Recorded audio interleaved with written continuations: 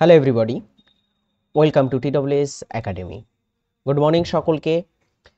GK GS new practice class. আজকে খুবই important কিছু প্রশ্ন উত্তর আছে। সকলে ক্লাসটি মনোযোগ সহকারে শেষ পর্যন্ত দেখতে থাকবে। দ্য ওয়ে অফ সলিউশনে প্রতিদিন আমাদের সমস্ত ক্লাস দেখতে, ফ্রি লাইভ ক্লাস দেখতে অবশ্যই চ্যানেলটিকে সাবস্ক্রাইব করে রাখতে ভুলবে না। শুরু করি প্রথম প্রশ্ন দিয়ে। রাজ্যসভার সভাপতিকে? প্রথম প্রশ্ন স্ক্রিনে দেওয়া হলো, এটার উত্তর সকলে কমেন্ট করে জানিয়ে ফেলো। ভারতের রাজ্যসভার সভাপতি পদে কে থাকেন?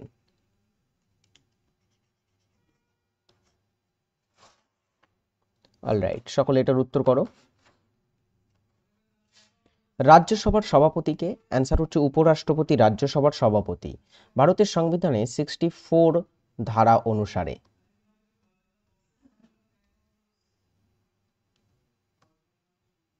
ওকে, ভারতের সংবিধানে 64 ধারায় বলা হয়েছে ভারতে উপরাষ্ট্রপতি যিনি হবেন তিনি রাজ্যসভার সভাপতি হবেন। আচ্ছা, এছাড়া মনে রাখবে এই রাজ্যসভার সভাপতি হওয়ার সত্ত্বেও উপরাষ্ট্রপতি কিন্তু রাজ্যসভার কোনো সদস্য নয়, অর্থাৎ রাজ্যসভার সদস্য না হয়েও তিনি ওই কক্ষের কিন্তু সভাপতির কাজ সামলে থাকেন। এর পরের প্রশ্ন হচ্ছে, প্রথম ক্রিকেটার হিসাবে যিনি ভারতরত্ন পুরস্কার পেয়েছিলেন, প্রথম ক্রিকেটার হিসাবে ভারতরত্ন কে পান?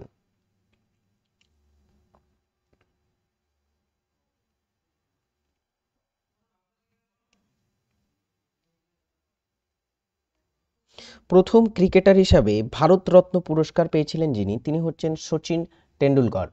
প্রথম ক্রিকেটার নয়, পুরো ক্রীড়া জগৎ বা ক্রীড়া ক্ষেত্র থেকে তিনিই কিন্তু প্রথম ব্যক্তি ছিলেন খেলোয়াড় হিসাবে এই পুরস্কারটি পেয়েছিলেন, ভারতের সর্বোচ্চ নাগরিক সম্মানটা। এবং তিনি ছিলেন সর্বকনিষ্ঠ,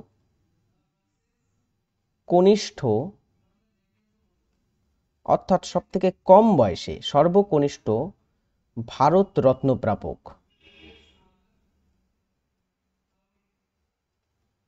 সব থেকে কম বয়সে তিনি ভারতরত্ন পুরস্কার পেয়েছিলেন। 2014 সালে তিনি এই পুরস্কারটা পান। ওকে, 2014 সালে তিনি ভারতরত্ন পেয়েছিলেন। নিম্নলিখিতদের মধ্যে কে জাহাঙ্গীরের দরবারে ব্রিটিশ রাজা প্রথম জেমসের দূত ছিলেন?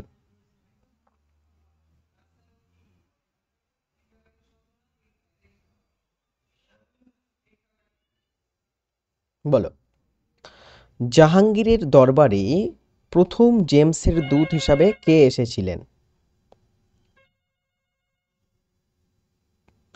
অ্যান্সার হচ্ছে sir William Hawkins. William Hawkins ছিলেন প্রথম জেমসের দূত যিনি জাহাঙ্গীরের দরবারে এসেছিলেন। এছাড়া স্যার টমাস রো, ইনিও কিন্তু বাণিজ্যের উদ্দেশ্যে এসেছিলেন জাহাঙ্গীরের দরবারে। সো দুইজন এখানে ব্যক্তির নাম আমরা পাবো, একজন উইলিয়াম হকিংস এবং টমাস রো, এরা দুজনেই কিন্তু জাহাঙ্গীরের সময়ে ভারতে এসেছিলেন। ইন্দ্রাবতী কোন নদীর উপনদী? ইন্দ্রাবতী নদীর তোমরা নিশ্চয়ই নাম শুনেছ। ইন্দ্রাবতী নদীটা কোন নদীর উপনদী?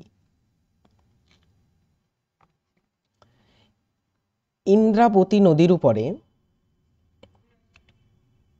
নদীতে চিত্রকূট জলপ্রপাত আছে।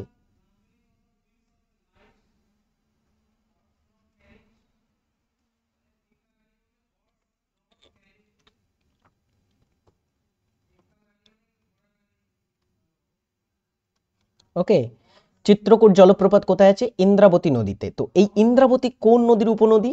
গোদাবরীর উপনদী। গোদাবরীর আরো কিছু উপনদী জেনে রাখো। গোদাবরীর উপনদী বলতে গেলে তোমার হচ্ছে মঞ্জিরা,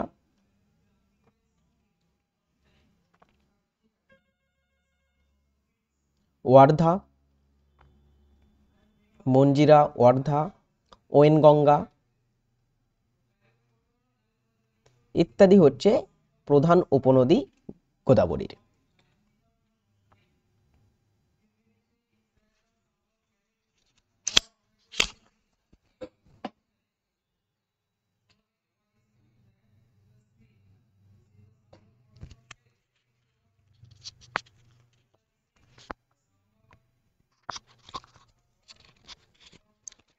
অলরাইট, নেক্সট পরের কোশ্চেন। পরের প্রশ্ন হচ্ছে, আইসিসি পুরুষদের টি-20 ইন্টারন্যাশনালে বর্ষসেরা ক্রিকেটার নির্বাচিত হয়েছেন কে সম্প্রতি?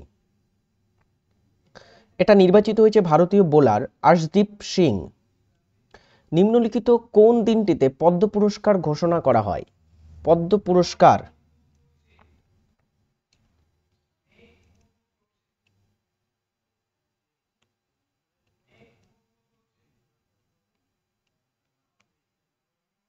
দ্রুত।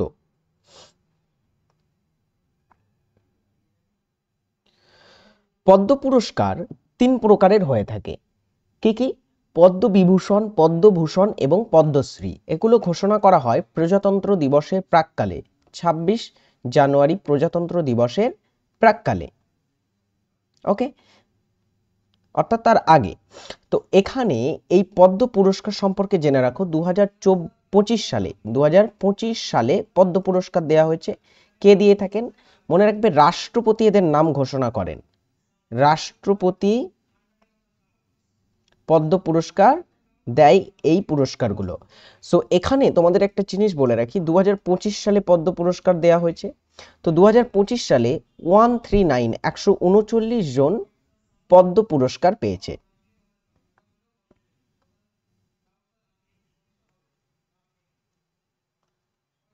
যার মধ্যে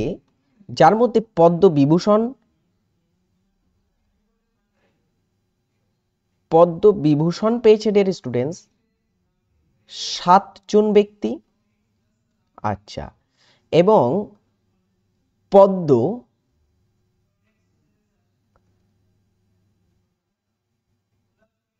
পদ্মভূষণ পেয়েছে ডিয়ার স্টুডেন্টস কতজন? পদ্মভূষণ পেয়েছে 19 জন ব্যক্তি, এবং বাকি সকলে পদ্মশ্রী পেয়েছে। 113 জন পদ্মশ্রী পুরস্কার পেয়েছে। এটা 2025 সালের লিস্ট, এটা দেখে রাখবে। পদ্মবিভূষণ প্রাপকের যদি আমরা নাম বলি, পরের দিন আমি লিস্ট করে দেবো, তবুও আমি বলছি দুভুরি নাগেশ্বর রেড্ডি, মেডিসিন ক্ষেত্র থেকে তিনি পেয়েছেন। তারপরে প্রাক্তন বিচারপতি জগদীশ সিং খেরা, তিনি পেয়েছেন। এবং কত্থক নৃত্যশিল্পী কুমুদিনী লাখিয়া, বেহালাবাদক এল সুব্রমণিয়াম, এবং আর হচ্ছে এম টি বাসুদেভান নায়ার, যিনি একজন এডুকেটর এবং সাহিত্য ক্ষেত্রের সাথে যুক্ত, কেরালার এম টি বাসুদেভান নায়ার। আর ওসামু সুজুকি, এই 7 জন কিন্তু পেয়েছে। এবং অবভিয়াসলি শারদা সিনহা, যিনি বিহারের একজন সঙ্গীত শিল্পী, শারদা সিনহা, 7 জনকে দেওয়া হয়েছে পদ্মবিভূষণ পুরস্কার। আমি পরের দিনে লিস্ট করে দেওয়ার চেষ্টা করব। পরেরটা দেখো, মিল্ক সুগার নামে পরিচিত কোনটি?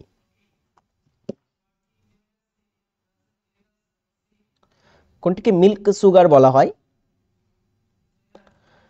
ল্যাকটোজ মিল্ক সুগার নামে পরিচিত। পাসিঘাট বিমানবন্দর কোথায় আছে? ভারতের একটি অন্তর্দেশীয় বিমানবন্দর। অন্তর্দেশীয় বিমানবন্দরের নাম হচ্ছে পাসিঘাট বিমানবন্দর। পাসিঘাট বিমানবন্দরটা আছে কোথায়?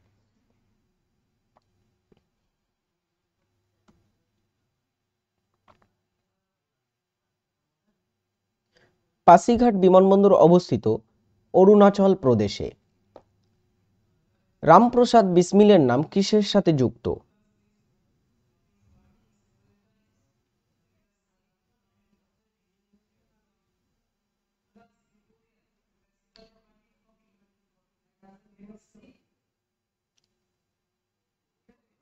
রামপ্রসাদ বিসমিল, এনার নাম যুক্ত কাকুরি ষড়যন্ত্র মামলার সাথে। কাকুরি রেল ডাকাতি বা কাকুরি কনস্পিরেসি, এটা যদি আমরা দেখি, কাকুরি ষড়যন্ত্র মামলা শুরু হয়েছিল কবে জানো? এই মামলা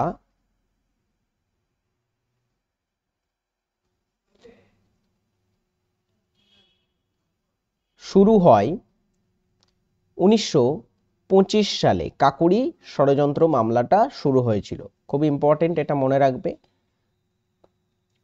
বসুন্ধরা সম্মেলন বা আর্থ সামিট আয়োজন করে যে সংস্থা, কোন সংস্থা তা বসুন্ধরা সম্মেলন বা আর্থ সামিট আয়োজন করে থাকে?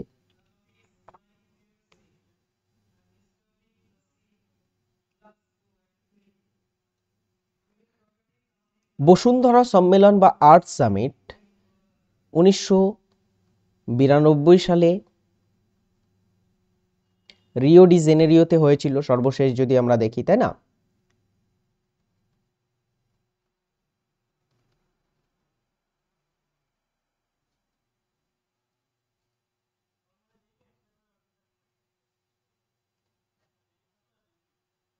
রিও ডি জেনেরিওতে হয়েছিল এই 1992 সালে Bashundhara সম্মেলনটি।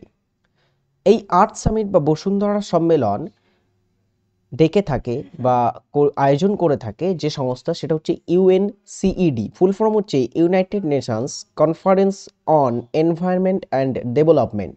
United Nations Conference on Environment and Development, ইউএনসিইডির ফুল ফর্ম।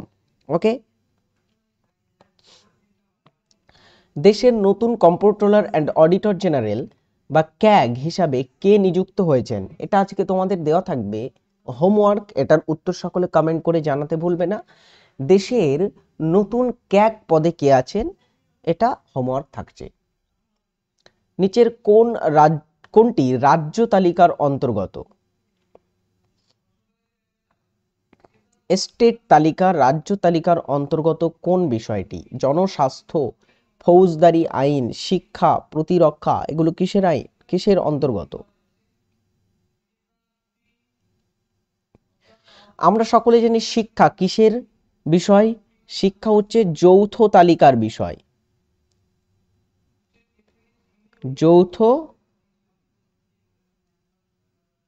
তালিকার বিষয় হচ্ছে শিক্ষা। প্রতিরক্ষা কিসের বিষয়? এটা হচ্ছে কেন্দ্র তালিকার বিষয়।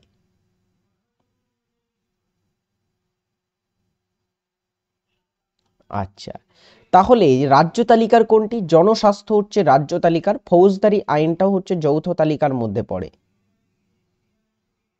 ফৌজদারি আইনও যৌথ তালিকার মধ্যে পড়ে থাকে। আচ্ছা, জনস্বাস্থ্য, কৃষি, কৃষি দেন হচ্ছে আরো গুরুত্বপূর্ণ আরেকটা হচ্ছে জনস্বাস্থ্য, কৃষি, এবং খুবই গুরুত্বপূর্ণ হচ্ছে প্রশাসন, ঠিক আছে, পুলিশ প্রশাসন বা আইন শৃঙ্খলা যেটাকে বলা হয়, পুলিশ ব্যবস্থা, এগুলি হচ্ছে রাজ্য তালিকার অন্তর্গত বিষয়। মার্বেলের রাসায়নিক নাম কি?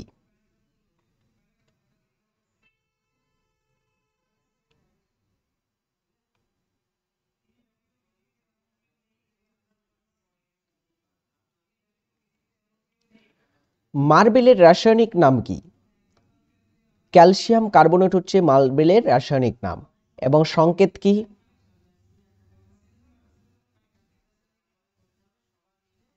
বলো, সংকেত কি? CaCO3 সংকেত ক্যালসিয়াম কার্বনেটের।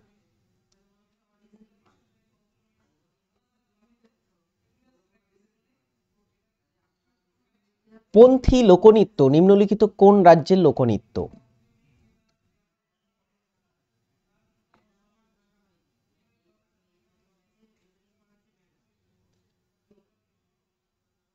পন্থী হচ্ছে ছত্তিশগড়ের একটা লোকনৃত্য।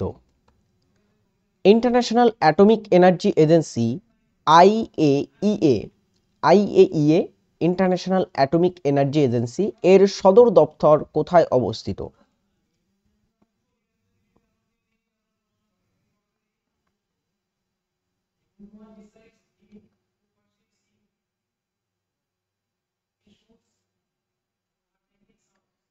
14 নম্বর প্রশ্নের উত্তরটা সকলে কমেন্ট করো, এবং যারা ক্লাসে যুক্ত হচ্ছে এবং লাইক করোনি এখনো, অবশ্যই ক্লাসে একটা করে লাইক করে ফেলো। ইন্টারন্যাশনাল অ্যাটমিক এনার্জি এজেন্সির সদর দপ্তর হচ্ছে ভিয়েনা। ভিয়েনাটা কোথায়? অস্ট্রিয়ার রাজধানী। অস্ট্রিয়া বলে একটা দেশ আছে, কোথায় আছে? এটা ইউরোপে আছে। সেই অস্ট্রিয়ার রাজধানী শহরের নাম কি? অস্ট্রিয়ার রাজধানীতে অবস্থিত আছে ইন্টারন্যাশনাল অ্যাটমিক এনার্জি এজেন্সির সদর দপ্তর। নিচের কোন আইনের মাধ্যমে বাংলার গভর্নর জেনারেলকে ভারতের গভর্নর জেনারেল হিসাবে মনোনীত করা হয়েছিল? 15 নম্বর প্রশ্ন। বাংলার গভর্নর জেনারেল কে ভারতের গভর্নর জেনারেল পদে উন্নতি করা হয় কোন আইনের মাধ্যমে? 1833 সালে সনদ আইনের মাধ্যমে। খুবই ইম্পর্ট্যান্ট একটা কোশ্চেন। আচ্ছা বলো, তখন ভারতের গভর্নর জেনারেল কে হয়েছিলেন? অর্থাৎ বাংলার শেষ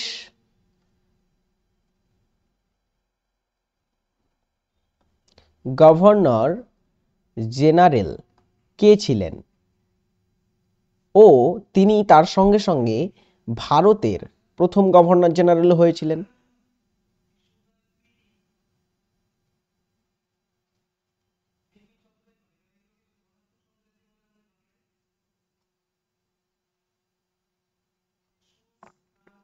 কে ছিলেন বাংলার শেষ গভর্নর এবং ভারতের প্রথম গভর্নর জেনারেল? তিনি হচ্ছেন ডিয়ার স্টুডেন্টস লর্ড উইলিয়াম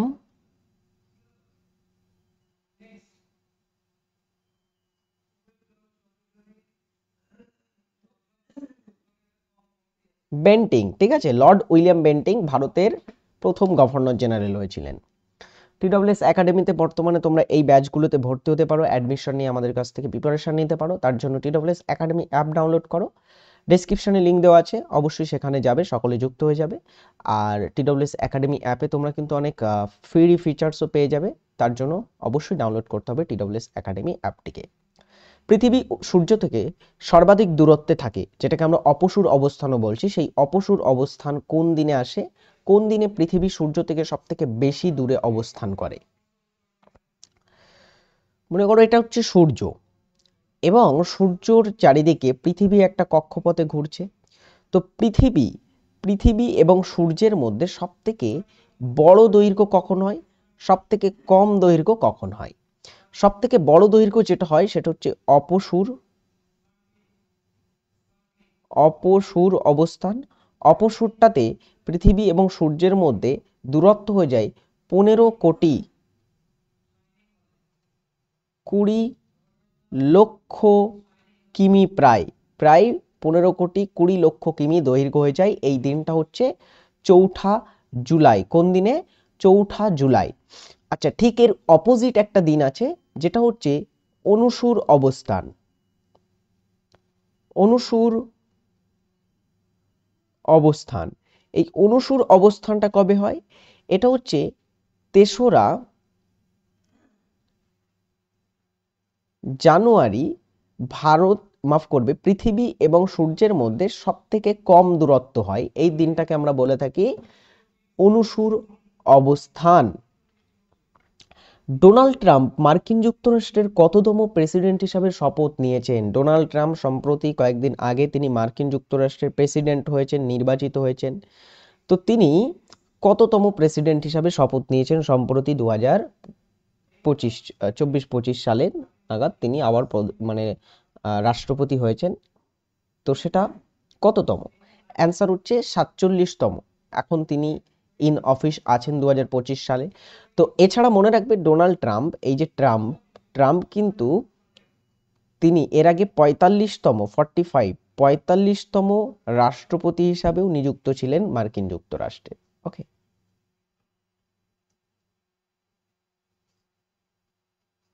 45তম রাষ্ট্রপতি পদেও তিনি কিন্তু ছিলেন। একটি নাইট্রোজেন বিহীন হরমোন হলো কোনটি? নাইট্রোজেন বিহীন উদ্ভিদ হরমোন হলো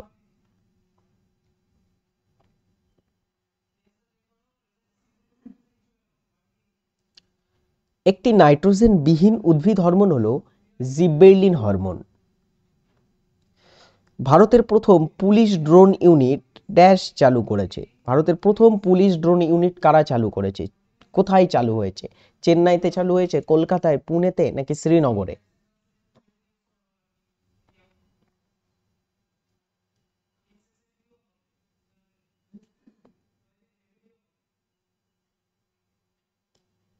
ভারতের প্রথম পুলিশ ড্রোন ইউনিট চালু হয়েছে তামিলনাড়ুর চেন্নাইতে। রোলিং প্ল্যানিং বা আবর্তন পরিকল্পনার সময়কাল কত? কোন সময়ে রোলিং প্ল্যানিং হয়েছিল? রোলিং প্ল্যানিং এর সময়কাল কত?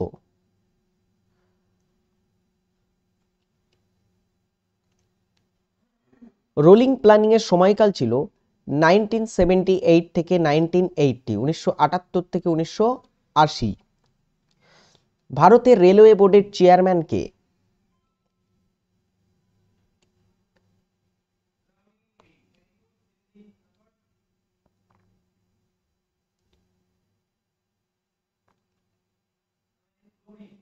বলো। ভারতীয় রেলওয়ে বোর্ডের চেয়ারম্যান হচ্ছেন বর্তমানে সতীশ কুমার। আচ্ছা, একটা জিনিস এখান থেকে খুবই পরীক্ষায় আসে, এই যে ভারতের রেলওয়ে বোর্ড আছে এটা কবে প্রতিষ্ঠিত হয়?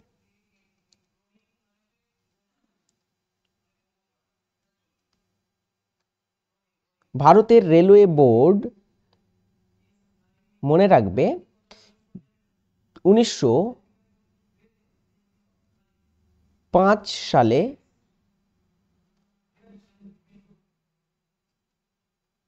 স্থাপিত হয়েছিল। গুড। কম্পিউটার সফটওয়্যার মানে কি? কম্পিউটারের যে সফটওয়্যার মানে কি? সরঞ্জামের একটি সেট, কাজের একটি সেট, আইটেমের একটি সেট, নাকি নির্দেশাবলীর একটি সেট? নির্দেশাবলী সেট। কি কম্পিউটারের সফটওয়্যার আসলে কি?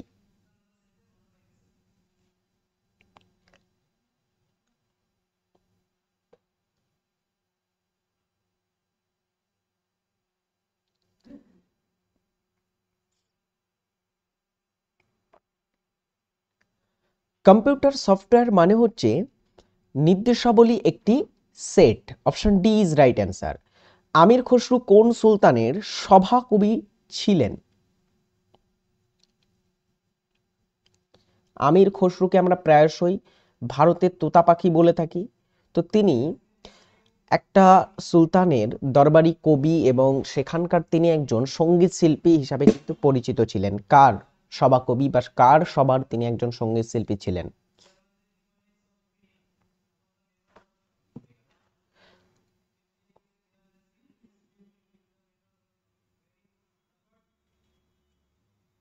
গুড। উত্তর কি হবে? আমির খসরু তিনি কার সবার একজন ব্যক্তি ছিলেন? অ্যান্সার হচ্ছে তিনি ছিলেন আলাউদ্দিন খলজির সভা কবি। ইমরাত খাঁ নিচের কোন বাদ্যযন্ত্রের একজন উস্তাদ?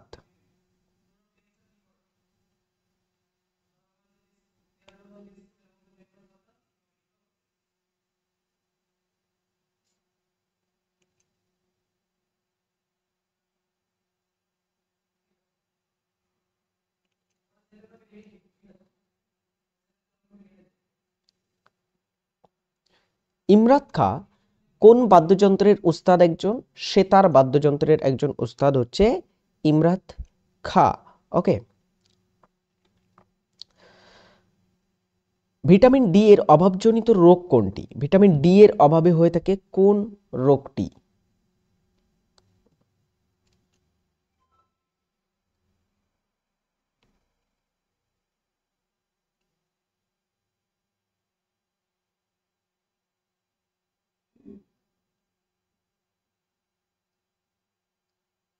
Anybody?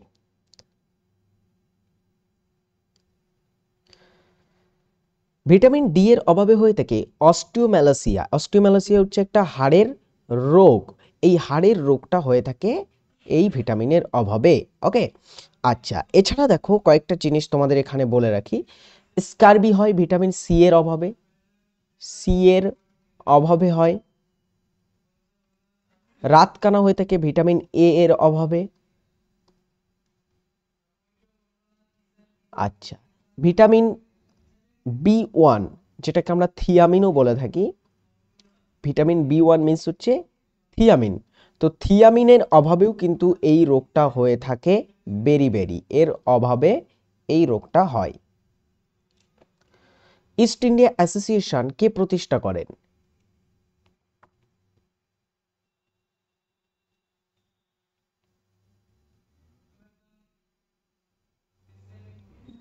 East India Association founded by Dadabhai Naoroji. দাদাভাই নৌরোজি প্রতিষ্ঠা করেন। কোথায় করেছিলেন এবং কবে করেছিলেন এটা প্রতিষ্ঠা? এনিবডি? কে করতে পারবে এটা উত্তর? ব্রিটিশ ভারতে আমরা যদি দেখি এই East India Association founded by who? Dadabhai Naoroji. কবে? 1866 সালে তিনি এটা প্রতিষ্ঠা করেন। বেসিক। চলো এরপরে দেখি। ভারতে রাষ্ট্রপতি পদপ্রার্থীর বয়সের ঊর্ধ্বসীমা কত? রাষ্ট্রপতি পদে কেউ প্রার্থী হতে চাইলে বা পদপ্রার্থী হতে চাইলে তার ঊর্ধ্বসীমা কত বছর, তার হচ্ছে বয়সের কত বছরের নিচে হতে হবে, অর্থাৎ ঊর্ধ্বসীমা কত বছর হতে হবে?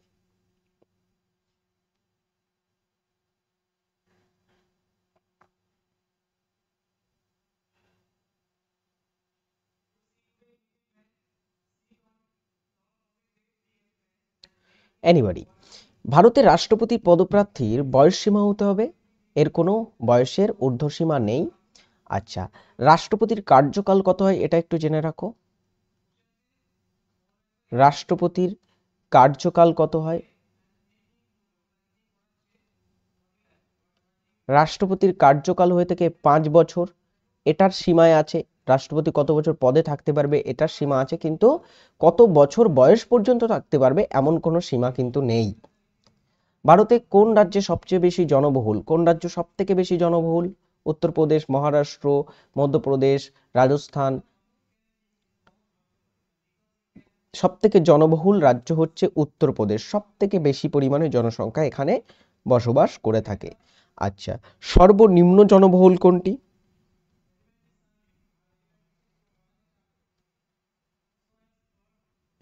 সর্বনিম্ন জনবহুল রাজ্য হচ্ছে, মনে রাখবে, সিকিম। সব থেকে কম জনবহুল। ম্যাগনিফাইং গ্লাস যেটা হয়, ম্যাগনিফাইং গ্লাস কি ধরনের লেন্স থাকে এটাতে? ছোট জিনিস দেখতে ব্যবহার করা হয়ে থাকে ম্যাগনিফাইং গ্লাস।